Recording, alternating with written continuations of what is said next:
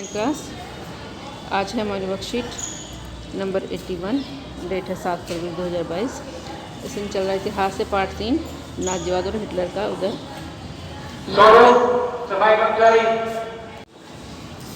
हमने पिछली वर्कशीट में हिटलर के बारे में पढ़ा। हिटलर ने कैसे जर्मनी का विस्तार किया वो पढ़ा, फिर कैसे जर्मनी को संकट में डाला, अलग अलग युद्धों के बारे में पढ़ा। आज हम नासी का विश्व दृष्टिकोण का प्रचार कैसे हुआ, उनका विश्व के प्रति क्या दृष्टिकोण था, उसका प्रसार उन्होंने कैसे किया। नासी शासन ने मीडिया का बड़ी होशियारी से इस्तेमाल किया। उन्होंने अपने तौर तरीकों को बयान करने के लिए नए शब्द ईजाद किए। नासी ने अपने अधिकृत दस्तावेजों में हत्या या मौत जैसे शब्दों का इस्तेमाल ही नहीं किया। जो उनके जो दस्तावेज थे, कागज़ थे, जो ऑफिशियल जो उनके कागज़ थे, उनमें हत्या मौत जैसे शब्दों का इस्तेमाल नहीं किया जाता था। कुछ उन्होंने सीक्रेट वर्ड्स ईजाद कर लिए थे जो आपस में ही समझ सकते थे। सामूहिक हत्याओं को विशेष व्यवहार कहा जाता था। जो यहूदियों को मारा जाता था उसको विशेष व्यवहार कहा जाता था।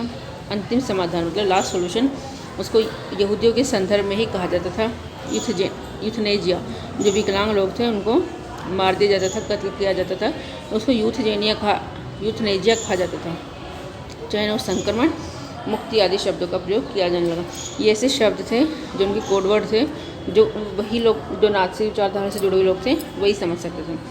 इवैक्यूएशन, खाली कराना का आशय था। लोगों को गैस चैम्बर में ले जाना। गैस चैम्बर जो बने हुए थे उनमें लोगों को, यहूदियों को या विकलांगों को भर दिया जाता था और उनको मार दिया जाता था। गैस चैम्बरों को संक्रमण मुक्ति क्षेत्र कहा जाता था। गैस चैम्बर स्नानघर जैसे दिखाई देते थे और उनमें नकली फव्वारे भी लगे होते थे।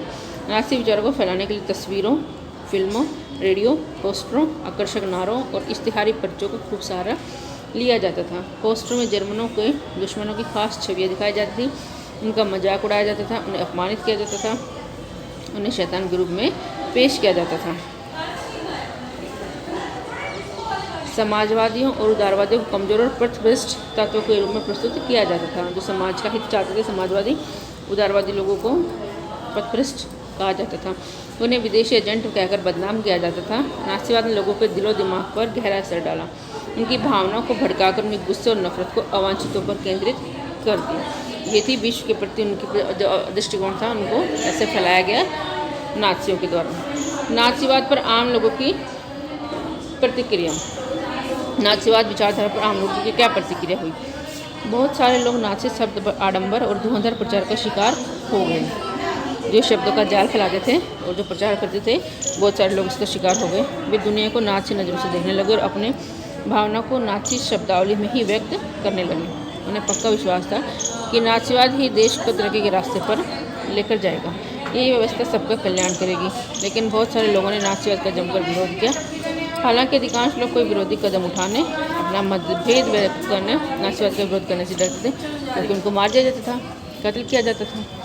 वे अपने दिल की बात कहने के बजाय आँख फेर कर चल जाना ज़्यादा बेहतर मानते थे। अगर वो दिल की बात कहेंगे तो वो मार दिए जाएंगे, इसलिए बहुत से लोग इसका विरोध नहीं करते थे। फिर हुआ महाध्वंस, मतलब विनाश।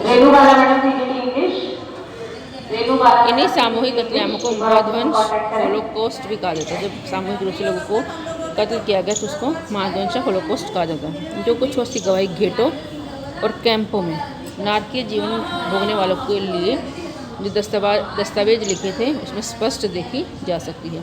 उनमें से बहुतों ने डायरिया लिखी, नोटबुक लिखी और दस्तावेजों के संग्रह बनाए। दुनिया के बहुत सारे हिस्सों में स्मृति लेखों, डायरी, साहित्य, वटचित्रों, गीतों, स्मारकों और संग्रहालय में इस महाध्वंस का इतिहास और स्मृति आज भी जिंदा है। ये सारी चीज़ें उन लोगों के लिए श्रद्धांजलि थी जिन्होंने उन कठिन दिनों में भी प्रतिरोध का साहस दिखाया। जब पता था कि मार दिया जाएगा, बुरी तरीके से गैस चैम्बरों में भर के या कत्ल कर दिया जाएगा, फिर भी उन लोगों ने विरोध किया। उन लोगों के लिए भी ये सारी बातें शर्मनाक यादगार हैं जिन्होंने ये जुल्म उठाए, और उनके लिए चेतावनी है जो खामोशी से सब कुछ देखते रहे। अब है क्वेश्चन, हिटलर ने नाज़ी विश्व दृष्टिकोण को जर्मनी में किस प्रकार आकर्षक बनाया। अपने भाषणों से, अलग अलग शब्द भंडारों से। महाध्वंस का अर्थ नाज़ियों के लिए और यहूदियों के लिए किस प्रकार बनता है। नाज़ियों को नहीं मारा जाता था और यहूदियों को बुरी तरीके से कत्ल किया जाता था। नाज़ीवाद के विचक प्रचार को आम लोगों ने किस प्रकार लिया। और कल्पना करनी है आपको कि आप जर्मनी के किसी स्कूल के विद्यार्थी हैं। स्कूल में आपके बहुत सारे यहूदी दोस्त हैं आपका मानना कि युद्ध ख़राब नहीं होते, ऐसे में आप अपने पिता से क्या करेंगे, इस बारे में आपको एक अनुच्छेद लिखना है। क्वेश्चन आपको स्वयं करने हैं। और ये आज की लास्ट वर्कशीट है इस लेसन की, उसके बाद मैं भी भेजूँगी, तो ध्यान से कर लेंगे आप।